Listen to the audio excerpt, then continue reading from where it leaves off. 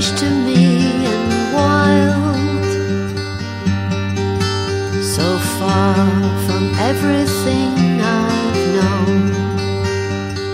I'm Maureen Long, and I was born in this district, as were several of my forebears, and I needed something to do, and my indulgence is that I've been coming to the museum for 20 years. My name's Roger Willis. I'm married to a local girl. My connection with Amiens has been 19 years since we moved here and bought a block of land. And it was a voyage of discovery to learn that we were in an historic precinct. We knew there was an experimental farm or a training farm. It was a place where soldiers had to work for 3 months to learn how to be farmers before they took up their lot of land. And we knew the farm was somewhere nearby, but anyone we talked to had waved their arms in a vague way towards that's where it was over there, I think. And so we were a bit confused about actually nailing it down. I got interested enough to go to the State Archives, and quite by accident I stumbled across a panoramic shot of the training farm at Pikedale Soldier Settlement. And you could see the fruit trees in rows and tomatoes growing between them and the bush in the background. And of course, being Amiens on the granite belt, there was lots of granite rocks, and granite rocks are all got their own personality, and one of them stuck out as being a very unusual rock because it had like a beak structure sticking out to one side. And I thought that looked familiar, but I couldn't actually place it. The next day I was wandering around our block of land, and lo and behold, there was the rock. So I knew exactly where the state farm was, and quite particularly the orchard associated with the state farm, and we owned it. So that was like a light bulb moment of discovery that ignited my interest in things to do with history of our district. All of the World War I people were volunteers. As time dragged on, they knew that they weren't going to come back to their jobs in a country where they're not at war, and so therefore they devised these schemes where they would give them land and training and have them make a life for themselves in agriculture. On the way home on the boats, the men were given leaflets which gave them the deal. So they were to have land, they were to have training, they were to have an infrastructure where they had a state store, they could go and get the right things. They would have supervisors who would help them. They would have inspectors who went and checked that they were doing things correctly. I don't believe there was any mention on that leaflet that they would get a big mortgage with it. The Pikedale Soldier Settlements Scheme was 17,600 acres. It was chosen because it was already a fruit growing area here. They already had a rail line to Brisbane, and they then planned and built a branch line to go out to Amiens. First of all, they came up and they were met at the train with their wives, because the wives had to be interviewed as well. They had to be suitable. The blocks were balloted, so if 3 people wanted it, the government inspectors chose or drew who would get it. These people were inexperienced, so they didn't know what to look for. The land afterwards was valued at somewhere between 110 and 210 pound. The mortgage was for £625. The mortgage was to provide them with the land, build a house, a horse plough, the cost of the surveying and the cost of the roads out to there. They were actually paying for the infrastructure as well as their property. Their training only lasted for less than 2 years at the training cum experimental farm, because the manager of the training farm and the manager of the administrative side of the settlement had an argument, and the government's way of fixing that was to close down the experimental farm or the training farm. So the later men that came in had no training, even though it had been promised. And this was all included in what they were paying for, whether they got it or not. The £625 seemed a lot, but they didn't have to pay anything back for 5 years. Then they had to pay a minimal amount for 10 years, but they had 40 years to pay it all. The second mortgage, which came in less than 2 years after they'd got there, was much harsher.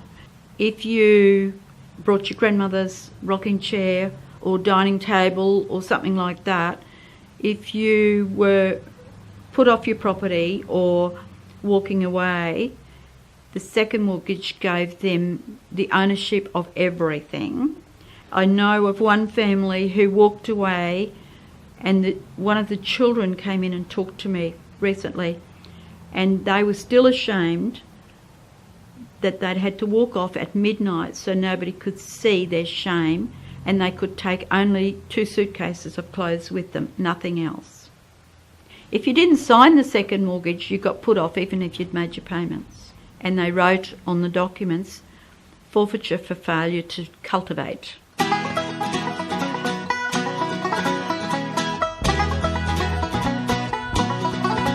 The rail line was built from Cottonvale out to the settlement to transport apples back to market. It was never meant to carry passengers, just freight.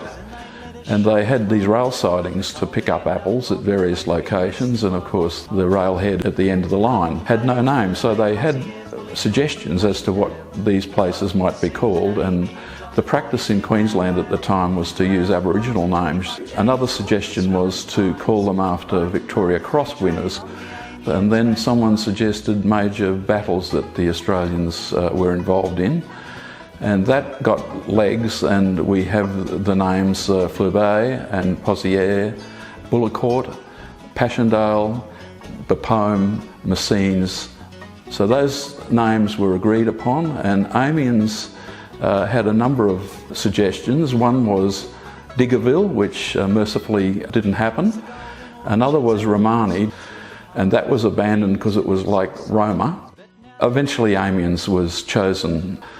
And remarkably, they pretty much follow the chronological sequence of battles that the Australians fought in going along the line. Amiens was created as a model village that was the headquarters of the Pikedale Soldier Settlement. It was carefully planned. It had an administrative area and the school, the training farm. It had a residential area and it had an industrial area where the head of the rail terminus was. So it was quite a place. It probably had about 500 people living in the village or nearby. The soldiers, of course, never really lived there. They lived in the surrounding countryside where they had small farms. The hot spot for the farming was around Amiens in the Pikedale and Marsh parishes, but they were down in Ballindine and they were down as far as the New South Wales border and out as far as Texas. So Amiens was important as the administrative centre. There was a suggestion that the rail line be extended to the arsenic mine that was nearby, because in that era things like arsenic were used to keep the bugs off the fruit. Pine trees were planted and sawmills were set up to make packing cases, so someone had thought through a business plan. There was no shops near where they were. There was a state store which had really basic things like bags of flour and sugar and tea and things for the horses. But if you needed a tool or some furniture in your house, you had to make it. The collection here are the remnants of what some of these families have kept. And we feel very honoured that we would have them.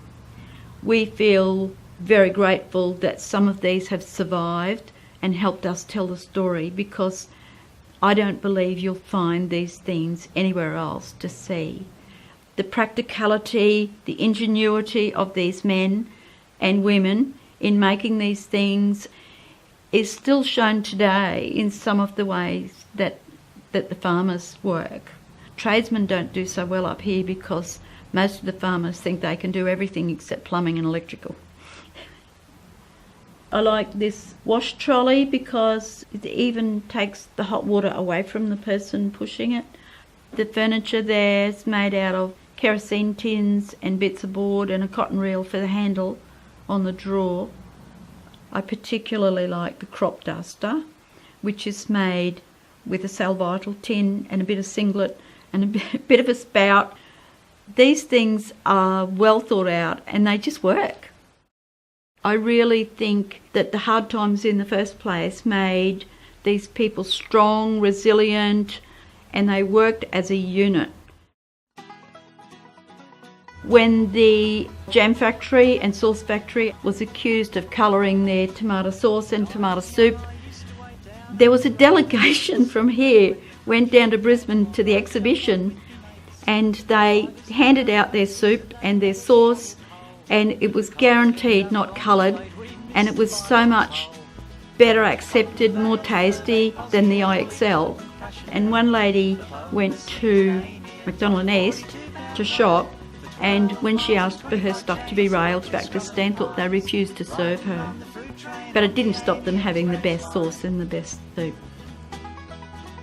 What seemed to go wrong was that the price of apples dropped for whatever reason, and the Great Depression hit. And farming life was a bit tougher than people in the city perhaps imagined.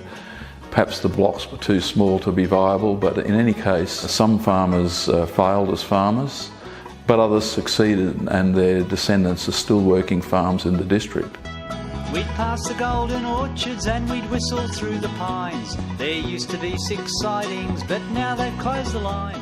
The legacy is that the Pozieres region grows 14% of the Australian apple crop, which is quite remarkable, I think, given that we live in Queensland and you think of Tasmania when it comes to apples or somewhere else. So we really are a pioneering group of people, and certainly the people that came here to Amiens were pioneers, and there are lots of names of battlefields in various locations of Australia and in fact the world. But the particular cluster of names we have that have persisted in this district is unique in Australia. We set this room up, and the more we did, the more we wanted to do, and the more things came into us to help us put it together so that they can see how hard it was. And this wasn't a handout to the soldiers, and it wasn't all roses. For 12 miles and 25 chains through orchards, scrub and pines, riding on the fruit train on the Amiens branch line. For 12 miles and 25 chains through orchards, scrub and pines, riding on the fruit train on the Amiens branch line.